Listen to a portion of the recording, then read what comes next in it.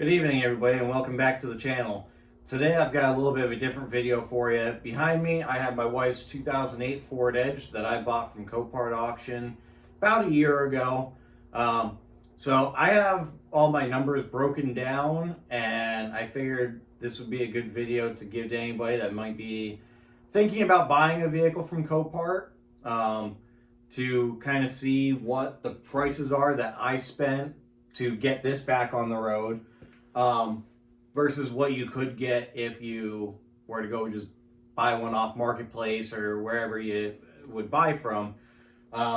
So I do have my folder with all of the parts that I had to buy for this, and I have all my prices. So I'm gonna get to this and we'll break down some numbers for you guys. All right, so unfortunately, the video that I had recorded out in the garage, when I went to go transfer everything from my phone onto my laptop, the long clip that I had with pretty much our whole video, um, it, the something happened with the files, it wouldn't transfer over. So I'm now going to just record this on my laptop in my office, and hopefully, we'll get everything covered here.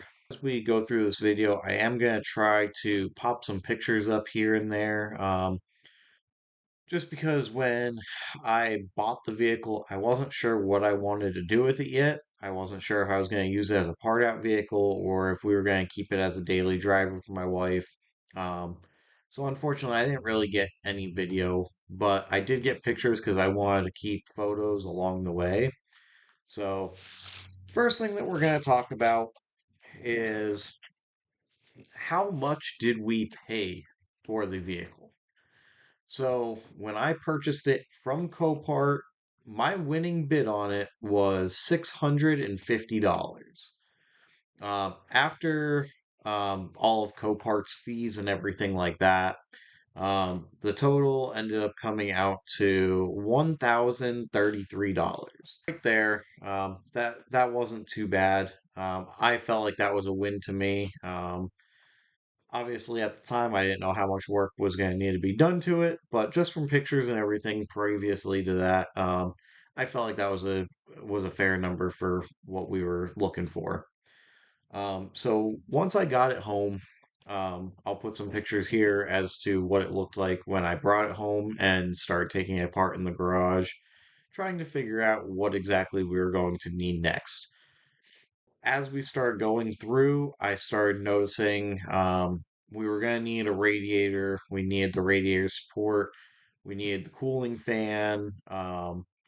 The airbox was busted up on it, as well as body wise, it needed a hood, it needed a fender, it needed the hood, it needed the fender, it needed the bumper. On top of that, it did need headlights. The one was busted up. The other one was in okay shape. Enough as I started going through everything, I did notice that there wasn't any kind of structural damage to it. The vehicle ran and drove. I drove it right off my trailer into the garage, so I knew mechanically everything was good on it, for the most part. So I started looking at the first things that I kind of needed to get were my basic structure of everything to make sure everything was good to go on the front end. So the biggest expense that I started out with was the radiator support, which was $306.01. As well as that, there's also a another front support piece that connects to that as well as the crash bar on the front. That had to be replaced as well. That was $62.49. Um, then once I had those parts, while I was in the middle of ordering those, I also got online. I ordered the radiator that we needed. That came to $79.48. And one thing that I honestly didn't realize when I was taking everything apart, I kind of figured it out as I went. Um, but the radiator is held in a different way on these. and it actually has brackets that push into the radiator support rather than being bolted down. Um, so I did have to buy those new brackets as well as they have rubber insulators that go onto them to hold the radiator in place as well. So the brackets themselves were $6.24 a piece. So it was $12.48 for the two of them, as well as the insulators, which were $6.02 a piece. So that came out to $12.04. And then I had um, the coolant. I just bought full strength coolant. I bought 2 gallons of full strength. So once I mixed it, that gave me 4 gallons of coolant, which was more than I even needed, but it was uh I'd rather have more than not have enough. So those were like $15 a piece, so it gave me out to like $30. So at this point, from winning the vehicle, getting the radiator support, getting the radiator and the coolant, that brought us to a total of $1,535.50 to this point. Um, so as we continued going on, I figured the next thing that I wanted to make sure everything was complete under the hood. I did still have to get a cooling fan as well as the airbox and filter. At this point, I had been trying to source parts, just trying to look on Marketplace, see if anybody was parting any of these Ford Edges out. I did come across a guy that um, he had a few parts that I needed. Some of the body parts he had already sold. I actually was supposed to buy a body part off of him, and when I got there, he no longer had the body part, even though he said that he did. Um, so that's where it kind of came to play a factor in this because I was getting the cooling fan off of him as well as the airbox, and then I was supposed to also get a fender off of him. When I got there, he didn't know where the fender was. He came up with every excuse that he could of that, oh, it somebody must have taken it. Whatever the cases may be, it was what it was. So he did end up knocking some money off in that case because he didn't have what I came to get initially. Um, on top of the brackets for the cooling fan were in a lot worse shape than what they were supposed to have been in. They were still usable, but they, it wasn't to the standard that it should have been in. So when all was said and done, because of my drive out there, it was over an hour for me to go out and get the stuff. The guy ended up just saying, "Hey, like, I know you drove a long way. You're not getting what you were hoping for." He just gave me the cooling fan as well as the airbox. So that was nice in that aspect. It did help me out a little bit and it was able to get me some parts. Yes, I had to do a little extra work to make the cooling fans work. Just it was again, it wasn't in the best shape, but it worked and it was going to go onto the car no problem. It was in a lot better shape than the pieces that the one was that was on the car.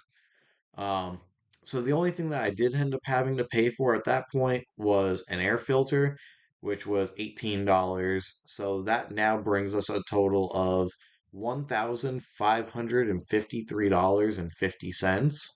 My next thing that I was having to look for, which I wasn't necessarily having a lot of issues finding, but it came down to how much was I really wanting to spend to get this back on the road. Because I didn't want to break the bank with it. Um, so I was trying to find like junkyard parts, stuff like that. rather than buying all these parts brand new. So now I was looking for the hood, I was looking for the fender, I was looking for the bumper. I was trying to get color match stuff. Unfortunately, trying to find color match, it got expensive when I did find it. So what I had ended up doing was, which I'll put pictures up here, I did end up buying a parts vehicle that had everything that I needed, plus more parts. So for that entire parts vehicle, I paid $700. Um, with this parts vehicle, I was able to take the hood off, I was able to take the fender off, I was able to take the bumper and the grill off. Um, then there were other little odds and ends that if I needed them, so like my hood hinges, I did end up needing those as well. So luckily enough, those hinges were good. I took them off with the hood and I was able to put all that on. At the end of the day, I had posted the parts vehicle up as a part out. Um, and I ended up having a guy come down. He was looking for the motor. He had offered me a price to just take the whole vehicle. So he had offered me $800 for the parts vehicle as it sat with all those parts off of it that I had already needed. So of course I said yes and sold that to him. So we actually were able to basically, in a sense, get those parts for free as well as making $100 off of it. Um, the next thing that I had to focus on was I needed headlights for it. The parts vehicle had headlights, but I didn't want to use those ones. They were hazed over a lot more than I would have liked. So I did end up purchasing new headlights for it, which came to $205.28. At this point, I had the whole body and everything back together. None of the parts were color matched at this point. They still aren't today. They're not color matched, but I do plan on come hopefully around springtime. I do plan on getting those parts painted. Just at that time, it wasn't really much of a concern. It was more to get everything put together to get the car on the road. We were having issues with our Jeep at the time and just needed to get rid of that and have another reliable vehicle on the road. All that was taken care of. The next thing I needed before it can go for inspection was it needed tires on it. Um, I was able to find at a used tire shop down the road from my house. He had a good set of tires that he sold me mounted, balanced, and installed for $100. I had everything in order at that point. I had all my paperwork, which, if you don't know, when you go through the enhancement inspections, um, I don't necessarily know state to state, but here in PA, when you go for an enhancement inspection, you will need your bill of sale, um, and you're going to need receipts from every everything that you put onto the vehicle. So I have a folder that still has all that stuff. Now, the next thing was it was time for inspection, and I kind of just put all these prices. It was roughly around $200 for the enhancement inspection. I had the vehicle back the same day that I took it in. I luckily found a shop that they were very good with it. They were had a very quick turnaround rate on it, and they were able to get me right in and get me out the same day.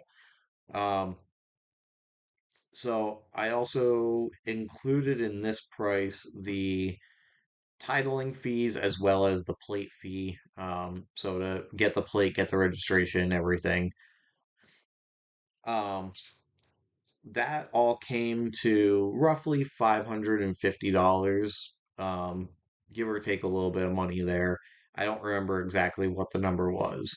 We have a grand total for everything from purchasing the vehicle to all of the parts that I have put into it.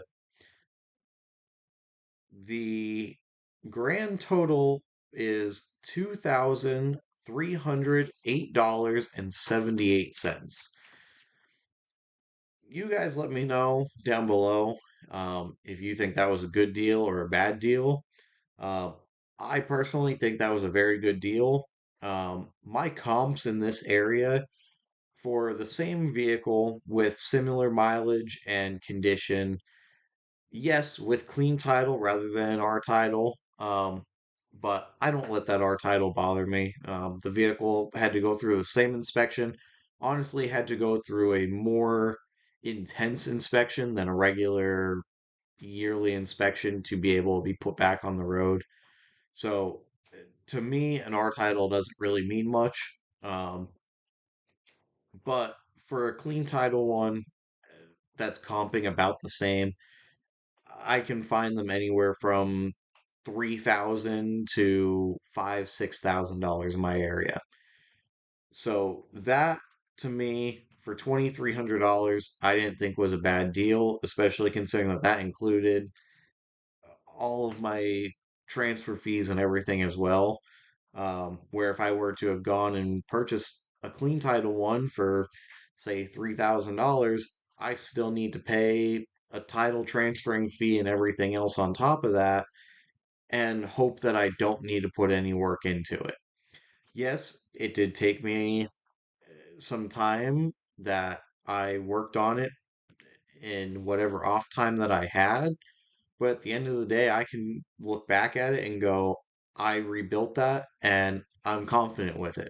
I'm going to wrap this video up here. I hope you enjoyed the video. I'm hoping that in the near future, I will be purchasing another Copart vehicle and hopefully I'll bring you guys along and see what we think as far as if I'm going to buy it, fix it, and sell it, or if I'm going to use it as a parts vehicle. So if you guys enjoyed the video, please hit that like button, drop a comment down below, and please consider subscribing. And I'll see you guys next week in the next video. Thanks.